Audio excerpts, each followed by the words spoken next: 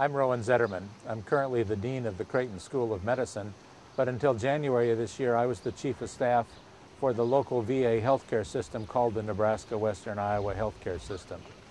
VA healthcare has some significant differences from the private sector.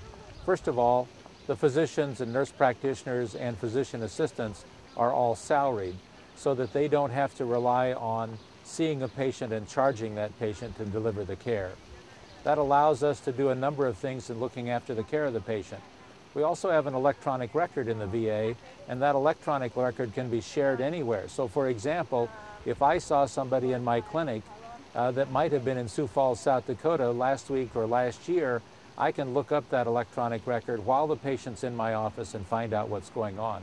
A key example occurred during the New Orleans hurricane a few years ago. We got veterans that were transferred into Omaha, and we were able to look up their drug records and immediately provide them prescriptions for their medicines, because many of them had to leave New Orleans without going back to their house or without taking everything with them. That same electronic record lets us watch the patients carefully so that our physicians and PAs and nurse practitioners can spend time actually reviewing records of all their patients very easily without having to go up and look at each one individually. We can group that data together, look at the performance of each physician, make sure they're doing an adequate job, make sure that all their patients are cared for.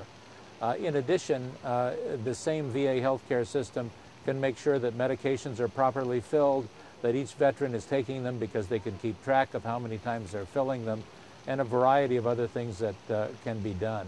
In fact, many people now feel that the VA healthcare system may be the prototype for all Americans to utilize, and many feel that it's currently the best healthcare system in the United States.